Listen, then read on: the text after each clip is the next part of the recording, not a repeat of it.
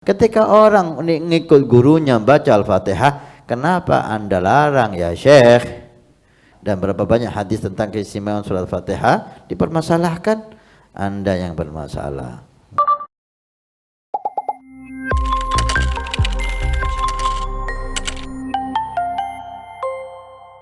Kita angkat kembali datangnya dari Hamid di Boyolali nih.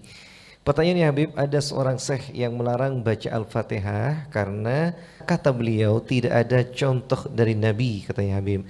Dan syekh itu merasa heran dengan Indonesia karena dikit-dikit Fatihah, dikit-dikit Fatihah. Kenapa tidak baca surah yang lain saja? Bagaimana tanggapan antum, katanya Habib? Saya nggak paham apa yang dimaksud ini ya, melarang baca Al-Fatihah. Kalau Al-Fatihah itu di dalam sholat, maka hadis-hadisnya sangat kuat sekali. Hadisnya kuat sekali, diantaranya la sholata liman lam yaqra bi fatihatil kitab. Tidak sah sholat seseorang yang nggak baca Fatihah. Nah, kalau Al-Fatihah di luar sholat, Al-Fatihah di luar sholat, tidak ada larangan. Kan? Kalau pertanyaan itu guru-guru kita, para ulama kita, para kiai kita, ketika ingin mendoakan apa, Al-Fatihah. Al-Fatihah baik almarhumin atau hajat seseorang, dengan baca surat Al-Fatihah. Jika itu dilarang, maka mana hadisnya? Tidak ada sampai ke kita satu hadis pun yang melarang seseorang membaca Fatihah. Bahkan yang ada keistimewaan surat Al-Fatihah. Keistimewaan surat Al-Fatihah, dikatakan Ummul Quran. Surat Al-Fatihah itu ibunya Quran. Seperti ibu kota itu kota yang paling istimewa di negeri itu, kan gitu ya. Maka Al-Quran adalah ibunya Quran. Hal yang paling istimewa dalam Al-Quran, surat yang paling istimewa adalah surat Al-Fatihah.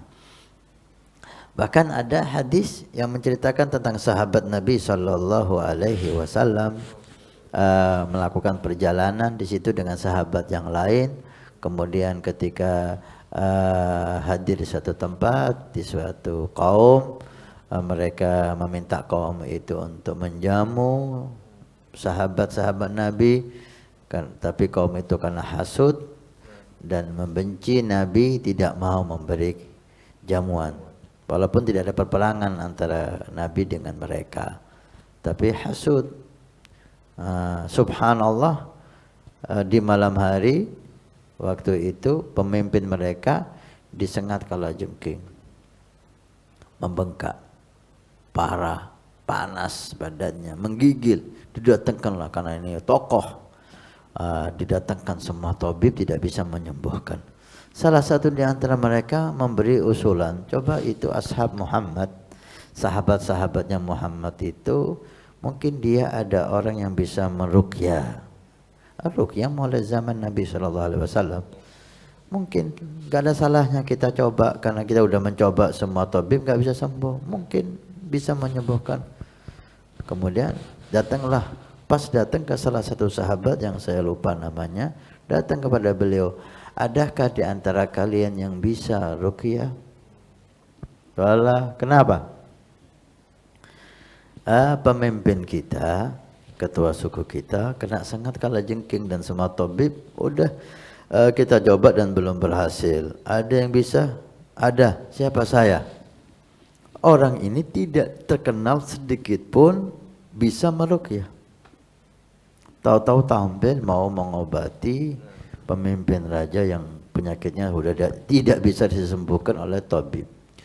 Sahabat yang lain heran, ini bisa ruqyah dari mana? Datanglah, dilihat memang bengkak dan parah, disuruh ngambil air, dibacain. Baca apa? Baca surat Al-Fatihah. Waladhdallin, amin. Minumin, usapin di luka. Diminum, diusapin di luka. Berdiri si orang ini sembuh total. Seakan-akan belum pernah tersengat kalajengking. Masya Allah, senang. Kemudian dengan perjanjian memberikan sekian puluh kambing, dapat gaji lagi, diberikanlah kambing sebanyak itu. Dilaporkan kepada Nabi SAW karena sahabat berbeda pendapat dalam kambing ini. Ada yang mengatakan kambing ini hasil menjual Al-Fatihah, maka kami enggak berani makan, takut haram. Enggak ada masalah, saya ngobatin orang. Ada yang makan, ada yang enggak berani makan, tapi tidak mengatakan haram. Ini bedanya sahabat sama orang sekarang. Enggak ada dari Nabi hal ini, belum dijelaskan oleh Nabi hukum ini. Maka sahabat yang wara, takut masuk dalam haram, dia lebih baik enggak makan. Tapi dia wara dalam sisi lain tidak mengharamkan sahabatnya. Nah, beda sama orang sekarang. Sok wara mengharamkan orang, mensyirikkan orang. Sahabat enggak, ada yang wara karena enggak ada aturan dari Nabi ini. Boleh dan tidaknya masih belum jelas. Maka dia enggak mau. Yang lain makan. Kan enggak dimasalah. Ketika sampai ke Nabi diceritakan, gimana Nabi? Kata Nabi, ada sisanya enggak, saya minta pahanya. Ini menunjukkan bahwa itu halal. Kemudian Nabi memanggil sahabat itu, wa ma yudrika bi anha ruqyah. Kok tahu kamu kalau surat Fatihah itu sebagai obat? Al-Fatihah adalah surat yang sangat istimewa, dibaca dalam keadaan apapun, niat apapun, sama sekali tidak ada masalah, silahkan. Kenapa enggak baca surat lain? Ya terserah orangnya. Kamu membaca surat Al-Ikhlas, silahkan baca Al-Ikhlas. Kamu membaca Al-Falaq, silahkan baca Al-Falaq. Ketika orang ngikut gurunya baca Al-Fatihah, kenapa Anda larang ya Syekh? Kalau nyanyi itu baru Anda komentari, gitu loh. Kalau mencaci orang itu Anda komentari. Ini orang baca Al-Quran, memilih surat Fatihah, dan berapa banyak hadis tentang keistimewaan surat Fatihah dipermasalahkan, Anda yang bermasalah. Assalamualaikum warahmatullahi wabarakatuh. Alhamdulillah, saya Hasan Ismail Al-Muhdar, khadim Pondok Pesantren Nurul Iman. Kami informasikan kepada semua donatur Masjid Awwabin pada hari Jumat ini tanggal 9 Juni. Alhamdulillah kita melaporkan perkembangan Masjid Awwabin. Lantai pertama sudah kita lewati dan sudah selesai, tinggal finishing. Dan ini lantai yang kedua juga sudah selesai pengedekan, dan insya Allah sebentar lagi proses finishing. Dan ini kita naik lantai 3 atau lantai 2 masjid. Alhamdulillah udah proses pengedekan. Setelah itu kita mulai finishing, mulai dari lantai dasar aula masjid yang pertama dan lantai masjid yang kedua. Terima kasih banyak semua donatur, semua simpatisan, baik yang mengikuti bulanan setiap bulan 100.000 ataupun yang memberikan hartanya.